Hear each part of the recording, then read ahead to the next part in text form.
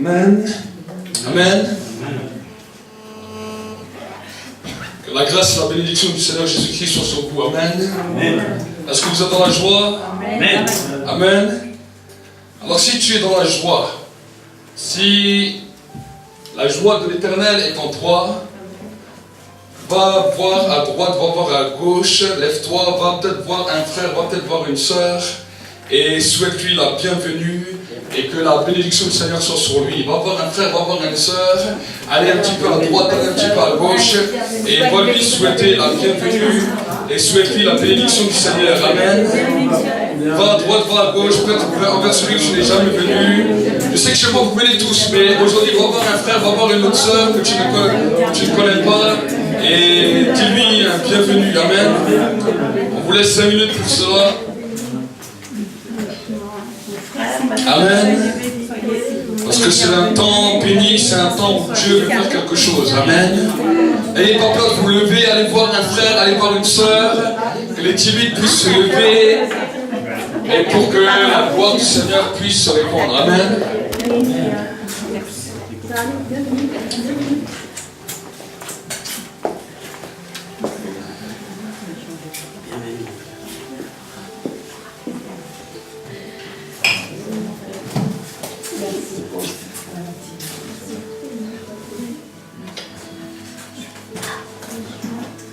Et ensuite, alors que vous êtes prêts, j'espère que vous avez amené vos Bibles avec vous. Amen.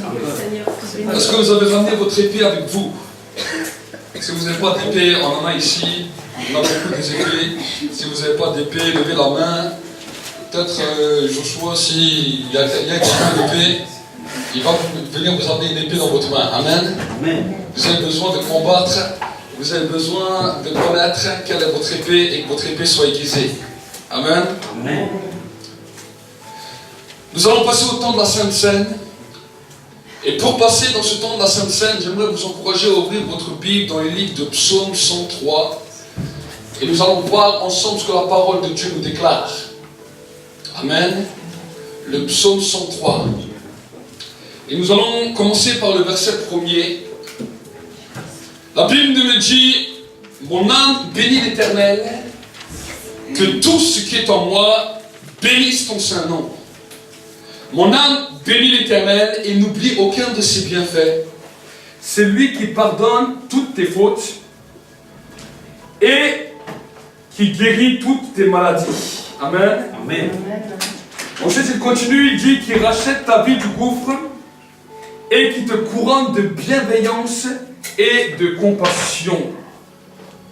Ensuite, on continue, qui rassasie de bien ta vieillesse et qui te fait rajeunir comme l'aigle. Ensuite, on continue. Je crois que mon micro il a lâché. Il en a marre de m'entendre. Amen. Et j'espère que vous n'êtes pas comme mon micro. Amen. Amen. Mon micro en a eu marre, mais on va voir si vous en avez marre aussi. Lui, il m'a lâché. Qui rassasie de bien ta vieillesse et qui te fait rajeunir comme l'aigle. L'Éternel fait justice et il fait droit à tous les opprimés. Et il a fait connaître ses voies à Moïse, ses hauts faits à Israël. Amen. Amen. La Bible nous dit quelque chose de particulier. La Bible nous dit qu'un des premiers travaux que Dieu veut accomplir dans ta vie, c'est quoi? C'est lui qui pardonne toutes tes fautes, tous tes péchés, en fonction des versions. C'est la première des dimensions. Et j'aimerais te dire que si aujourd'hui, tu ne te sens pas pardonné, et qu'il y a des péchés encore qui te pèsent sur le cœur, qui te pèsent sur toi-même, avant de prendre cette sainte scène, dis Seigneur, je veux maintenant recevoir mon héritage, l'héritage du pardon des fautes. Amen. Amen. Tu as besoin de saisir cela. Tu as besoin de comprendre cela. Et si tu as déjà pardon pour tes fautes, mais que tu as l'impression que ce péché est encore là, sache que c'est le diable qui vient te mentir. C'est l'accusateur qui vient te dire que tu n'es pas pardonné. Parce que la Bible nous dit que si tu demandes à Dieu pardon pour une faute, Dieu te pardonne. Amen. Amen. Et si peut-être tu sens que ce pardon ne se met pas dans ta vie comme tu voudrais, alors dis à Dieu, peut-être, mais Seigneur, peut-être que moi-même je n'ai pas pardonné à quelqu'un. Est-ce que vous y savez? Vous savez que tout ce que nous vivons dans le spirituel, il y a un miroir quelque part. Si peut-être tu sens des fois qu'il y a la difficulté à pardonner, c'est que peut-être toi-même tu as retenu quelque chose à quelqu'un. Alors de ce côté-là, la Bible nous dit, Jésus a dit, tu seras pardonné comme tu pardonneras. Donc si tu sens que tu as retenu quelqu'un, tu dis, mais Seigneur, je ne peux pas le retenir. Parce que si je le retiens, toi tu me retiens. Est-ce que vous comprenez? Des fois nous ne comprenons pas ça. Des fois nous disons, nous voulons de Dieu, mais nous retenons les autres. Si Dieu te donne gratuitement, donne gratuitement aussi. Amen. Si Dieu te donne le pardon gratuitement, toi-même donne gratuitement. Et alors tu verras que quand cette première partie est faite, dis avec moi, c'est que le début. C'est que le début. C'est que le début. Amen. Quand cette première partie est faite, il y a d'autres parties que Dieu veut accomplir dans ta vie. Et la deuxième des parties, il guérit toutes tes maladies. Est-ce qu'il y a écrit, il guérit seulement les mal de tête, il guérit seulement les maux de pied, il guérit seulement les douleurs que tu as à l'oreille? Est-ce qu'il y a écrit ça? Il y a écrit, il guérit toutes tes maladies. On peut parler de cancer, on peut parler de toutes les maladies qui existent sur terre. La Bible nous dit, il guérit toutes tes maladies. Et ensuite, il dit quoi? Il rachète ta vie du gouffre. Combien d'hommes, combien de femmes sont des fois dans des gouffres, dans des problèmes, dans des situations, ou dans lesquelles on ne trouve plus d'issue, dans lesquelles on ne trouve plus de solution. La Bible nous dit que quand les péchés sont pardonnés, il vient racheter ta vie du gouffre. Et il continue, qui te couronne de bienveillance et de compassion. C'est à ce moment-là que la bienveillance et la compassion commencent à saisir la vie d'un homme. Et ensuite il continue, il parle pour les vieux. Y a-t-il des vieux ici? On dit, il n'y a pas de vieux. Les vieux commencent à partir de 80, 85 ans, on va dire. Moïse est jeune, à 80 ans. Donc ça va. Même si on voit quelques cheveux blancs, ça c'est vos couronnes. Amen. La Bible nous dit qu'il rassasie de bien ta vieillesse. J'ai demandé s'il y a des vieux, tout le monde m'a dit qu'ils sont tous jeunes. Et la Bible nous dit que Dieu rassasie tous les vieux de bien. Amen. Amen. Il attend que tu es un peu vieux, parce que quand tu es vieux, tu sais la valeur des choses. Quand tu es un peu jeune, tu ne connais pas trop la valeur de tout. Donc il a dit, j'attends un petit peu pour que tu es un peu vieux, comme ça je te donne tout ce que tu as besoin, comme ça tu sais gérer. Amen. Ensuite il dit, voyez bien, et quand tu es vieux, et quand Dieu te couronne de bien, il fait encore quelque chose de magnifique, il te rajeunit comme l'aigle. Amen. Il te rend jeune comme un aigle. Ta force commence à prendre. Alors sache que dans la loi naturelle, quand tu commences à arriver à un certain âge, tu dis, oh là je vais être fatigué, là je ne vais plus avoir de force. La Bible nous dit le contraire. La Bible nous dit c'est quand tu es vieux, quand tu arrives dans la vieillesse, que là maintenant Dieu te redonne de la force, que Dieu te rajeunit comme l'aigle. Amen. Et il continue. L'Éternel fait justice et il fait droit à tous les opprimés. Il a fait connaître ses voies à Moïse et ses hauts faits aux fils d'Israël. Amen. Donc là nous avons vu toute une caractéristique que Dieu a prévue pour nous, toutes sortes de bienfaits que Dieu a prévus pour nous, à une condition. Si la condition du pardon est mise en avant. Quand la condition du pardon est mise en avant, Dieu peut te faire vivre toutes ces choses. Mais tant que le pardon, des fois, est retenu, alors tu peux passer à côté des choses que Dieu a prévues pour toi. Amen. Vous savez que le pardon est la racine de tous les problèmes du monde. Parce que sans le pardon, si le pardon n'existerait pas, la guerre n'existerait pas. Est-ce que vous saisissez? Si un peuple fait la guerre à un autre peuple, c'est à cause d'une offense. C'est à cause de quelque chose qu'il a retenu contre lui. C'est à cause d'un reproche. Sans la question du pardon, il n'y aura aucune guerre sur cette terre. Et c'est ça ce qui pollue vos vies, c'est ça ce qui pollue dans votre intérieur, c'est ça ce qui a pollué l'homme dès le commencement. Quand Adam a péché, il a désobéi. Qu'est-ce qu'il a fait? Il a offensé Dieu. L'homme a offensé Dieu. Mais nous voyons que quand Dieu les a mis face à cette réalité, Adam ne s'est pas mis à genoux et a dit à Dieu, Seigneur, c'est vrai, je t'ai offensé, pardonne-moi. Ève ne s'est pas mis à genoux et a dit, Seigneur, je t'ai offensé, pardonne-moi. Il a posé d'abord la question à l'homme, parce que l'homme était le chef du foyer. Il a dit, oh toi l'homme, je t'ai dit, je t'ai interdit de manger ce fruit. Je t'ai dit que tu n'as pas le droit de manger ça. Parce que cette connaissance est en train de te tuer. Cette connaissance va t'amener la peur. Cette connaissance va t'amener toutes sortes de choses. Pourquoi? Parce qu'on nous parle de la connaissance du bien et du mal.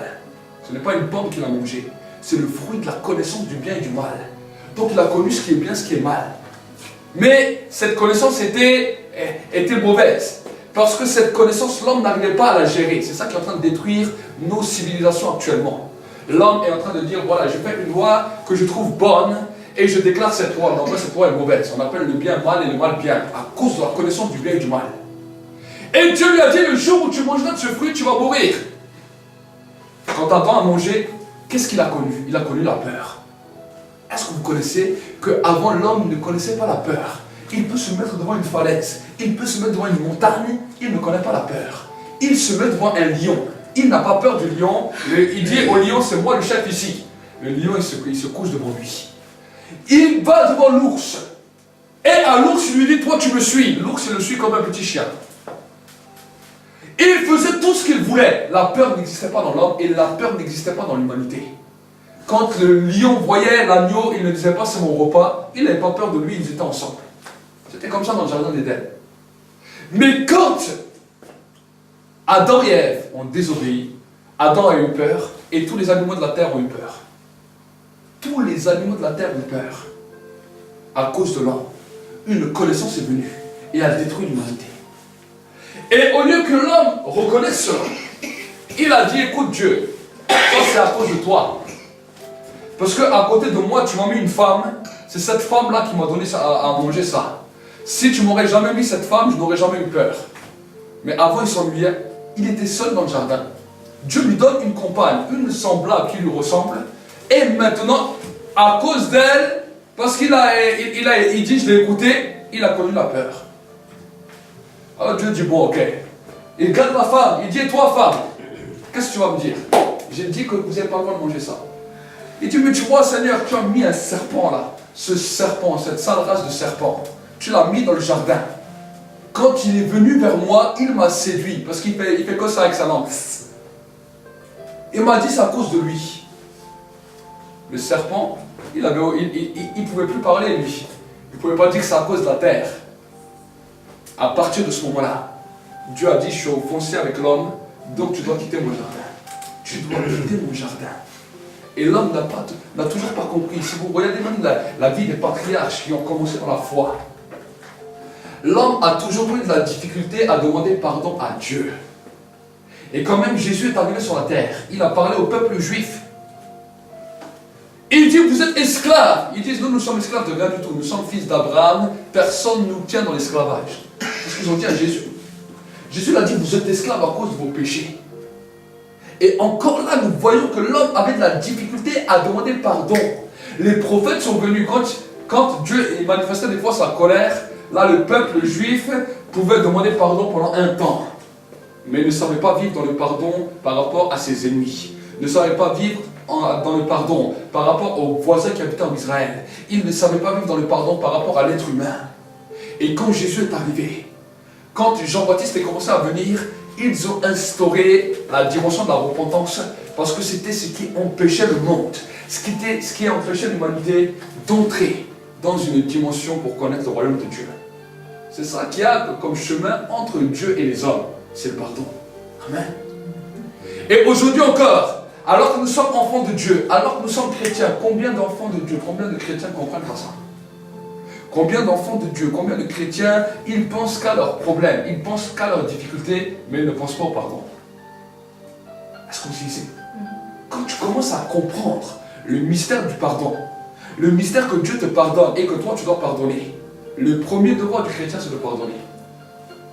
Et là les disciples, quand ils ont entendu le message de Jésus, ils ont compris ça. Alors Pierre, un jour il vient chez Jésus, il lui dit, mais Jésus, je vais te poser une question. Moi, j'ai pardonné aujourd'hui 6 fois. Le 7e qui m'offense, j'ai le droit encore de le pardonner, mais le 8e, je vais prendre mon épée, je lui coupe la tête. Combien de fois je dois pardonner à une personne s'il m'offense? 7 fois? Jésus lui dit, je te dis pas 7 fois, mais je te dis 70 fois 7 fois. Là, Pierre, il a commencé à calculer. Il a dit, oh, c'est terrible, 70 fois 7 fois dans une journée. Je dois pardonner, je dois accorder le pardon. Il dit, c'est impossible. Il a dit, augmente-moi la foi. Amen. Pierre a dit, c'est impossible. Il a dit, augmente-moi la foi. Parce que moi, je croyais que quand j'arrivais à 7, les 7 premiers qui m'offensent, je les pardonne. Le 8e, je lui fais sa fête. Amen. Combien de fois nous sommes là, combien de fois nous avons été comme Pierre? Nous avons accepté beaucoup de choses. Nous avons supporté beaucoup de choses. Mais après, nous avons dit, le prochain qui me manque de respect, le prochain qui me parle mal, celui-là maintenant, je ne passe plus rien. Combien de fois vous avez parlé comme ça? Vous étiez comme Pierre. Vous avez pardonné jusqu'à un niveau. Et quand le niveau de la force est arrivé, vous avez dit, là, je pardonne plus. Là, je ne lui passe rien. Et tout ce que vous n'avez pas dit à tous les autres, tout ce que vous n'avez pas fait à tous les autres, vous faites tout à celui-là. Amen. C'est ça le problème de l'homme. Vous êtes confrontés, je suis confronté, nous sommes confrontés chaque jour. Et c'est pour cela que nous avons besoin du Saint-Esprit. Parce que si vous n'avez pas le Saint-Esprit, jamais de la vie tu peux faire ça. Amen. Jamais de la vie tu peux pardonner sans le Saint-Esprit. Tu vas arriver 1 fois, 2 fois, 3 fois, 4 fois. Peut-être 1 mois, 2 mois. Au bout du 3e mois, c'est fini. La débordade, la dégringolade. Amen. Donc c'est pour cela que quand tu demandes pardon à Dieu, ne lui demande pas seulement pardon pour tes péchés, parce que tes péchés c'est ça qui t'écrase. Mais dis-lui, Seigneur, maintenant que tu m'as pardonné, je veux avoir une conscience éveillée et je veux être un vrai disciple qui accepte de pardonner. C'est ça, ça on ne demande jamais. Quand Jésus a dit, ne nous soumets pas à la tentation, c'est ça qu'il voulait dire. Que vous demandez à Dieu le pouvoir, la capacité de pouvoir pardonner. Et quand tu as cette capacité, quand tu la demandes chaque jour, ce n'est pas quelque chose qui est inné, ce n'est pas quelque chose que Dieu te donne une fois et que ça c'est fini. C'est chaque jour que tu dois demander la capacité de pardonner. Parce que chaque jour tu vas être offensé, chaque jour tu auras des détracteurs, chaque jour le diable va essayer de te secouer, de te manipuler, de te distraire, de te désorganiser, de t'amener dans un système de mélancolie, de t'amener dans un système de dégoût. Chaque jour le diable va essayer. S'il y arrive, il t'a vaincu. Il dit aujourd'hui, j'ai gagné cette bagarre. Mais quand il t'a vaincu, alors toi viens en prière et dis Seigneur, il m'a vaincu aujourd'hui. Demain, donne-moi la capacité de le vaincre. Demain, je veux accorder le pardon. Demain, vous savez que quand tu accordes le pardon, quelque chose de puissant se passe. C'est ça qu'on appelle la joie. Il y a plus de joie à donner qu'à recevoir. Combien de fois tu as demandé le pardon et combien de fois tu l'as accordé? Tu as demandé 500 fois pardon pour ta vie et tu l'as donné combien de fois? 5 fois? 10 fois? Si tu demandes 500 fois pardon pour ta vie, tu dois accorder 1000 fois le pardon. Le double. Amen. Le double. Pourquoi? Parce que tu donnes plus que tu reçois. Plus tu donnes, plus tu reçois. Plus tu donnes, plus tu reçois. Amen. D'abord tu donnes, après tu reçois. Tu donnes et tu reçois. C'est une loi spirituelle. Et quand on commence à comprendre ça, alors c'est bien. Amen. Amen. Je vois beaucoup d'hommes et de femmes devant moi qui sont maintenant prêts à pardonner. Qui sont maintenant prêts à libérer le pardon. Qui sont maintenant prêts à accepter de pardonner. Amen. C'est pas devant moi que tu as dit Amen, c'est devant Dieu. Amen. Donc tu vas pardonner 1000 fois cette semaine. Amen. Donc pendant que tu prends cette sainte scène, vraiment j'aimerais t'encourager. J'aimerais vraiment t'encourager à te remettre devant Dieu et dire Seigneur, cette semaine va être mon défi. Je vais pardonner. Je vais pardonner à mes ennemis, à ceux qui m'ont offensé, à ceux qui m'ont énervé, à ceux qui m'ont malmené. Je vais les pardonner. Je vais libérer le pardon. Et je vais apprendre. Amen. Cette semaine, c'est ton défi. Donc si tu commences cette semaine, c'est avec ce défi dans ta tête. Lundi va commencer. Peut-être même cet après-midi. Peut-être même cet après-midi, il y a peut-être quand tu pars de l'église, il y a quelqu'un qui va te faire une queue de poisson. Et tu dis Seigneur, je dois le pardonner. Amen. Tu dois le pardonner. Même si tu ne le connais pas. Même si sa tête ne te revient pas. Tu sais, des fois tu peux être offensé dans la rue, hein, mais celui-là, qu'est-ce qui vient avec sa tête, il vient gâcher le paysage. Personne ne l'a dit, mais toi tu l'as pensé. Il t'a offensé. Juste sa tête, elle t'a offensé. Pourquoi sa tête, elle t'a offensé? Tu as vu sa tête, elle t'a déjà offensé. Il y a des fois des gens, vous les voyez, vous ne les connaissez pas, vous êtes déjà énervé. Ils vous ont offensé. Comment ça? Comment une tête peut t'offenser? Comment une tête avec des cheveux peut t'offenser? Ou sans cheveux? Ça dépend. Je dis ça pour rigoler, je dis ça peut-être en plaisantant. Mais des fois c'est la réalité. Combien de fois vous êtes rentré dans un magasin, vous ne connaissez pas la personne, à peine vous voyez sa tête, déjà elle vous énerve. Comment une tête peut t'offenser? Le pardon commence là. Dis Seigneur, cette tête elle m'offense. Quand je vois cette tête, elle m'énerve, mais je veux la pardonner. Elle m'a offensé, je pense que je ne sais pas pourquoi, mais je veux la pardonner et je veux l'aimer. Et va lui dire bonjour. Amen. Même si tu ne reviens pas, hein, ça arrive à tous. Moi aussi, moi le premier. Combien de fois je suis arrivé dans un endroit, j'ai vu les têtes des gens, j'ai vu certaines têtes, je dis ah celui-là quelle tête bizarre il a, j'ai même pas envie de parler avec lui. Combien de fois j'ai pensé comme ça? Mais comment une tête peut offenser une personne? Comment une apparence d'une personne peut offenser? Alors que peut-être lui il a des problèmes, il a des difficultés, il ne t'a même pas regardé, mais toi tu l'as déjà offensé, tu as déjà été offensé par lui. Amen. Quelqu'un ne te dit pas bonjour, ou quelqu'un te regarde de haut, qu'est-ce qu'il a regardé celui-là? Ça c'est l'offense. C'est ça l'offense, ça commence là. Amen. Ah celui-là il me prend plus haut que le truc, je vais lui montrer qui je suis. Ça c'est l'offense. Chaque fois que ça vient de vos pensées, ça c'est l'offense. Et si tu n'arrives pas à traiter ça, eh bien tu es passé déjà à côté. Amen. Cette semaine, prends ce défi. Prends ce défi. Comme ça, je vous dis les choses des fois un petit peu de la manière humoristique. Comme ça, quand vous rentrez dans un magasin, vous vous rappelez de moi. Quand vous allez voir une tête qui ne vous revient pas, vous allez vous rappeler de moi. Vous dites, ah, mais c'est vrai, le pasteur il a dit, celui-là il m'offense. Amen. Mais si je ne vous parle pas comme ça, vous ne comprendrez pas. Je vous dis l'offense. L'offense, vous avez entendu ça pendant des années. Certains ont entendu ça pendant des années. D'autres ont entendu ça, ils l'ont lu dans la Bible. Ah, Seigneur, je pardonne à ceux qui m'ont offensé. Tu vas dans un magasin, tu es offensé peut-être 90 fois dans un magasin. 90 fois. Et après tu viens en prière, tu dis oh, Seigneur pardonne mes pécheurs, oh c'est ça le pécheur, ils ne te connaissent pas, ils sont loin de toi, regarde, ils ne veulent rien entendre quand je parle. Pas comme ça à Dieu.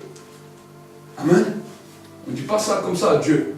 Ce n'est pas des sales pécheurs, ils sont comme toi et moi. Amen. Si toi tu es en Dieu, c'est une grâce que Dieu t'a faite. Amen. Et si eux ne sont pas encore en Dieu, alors il ne faut pas que l'offense puisse les empêcher de connaître Dieu.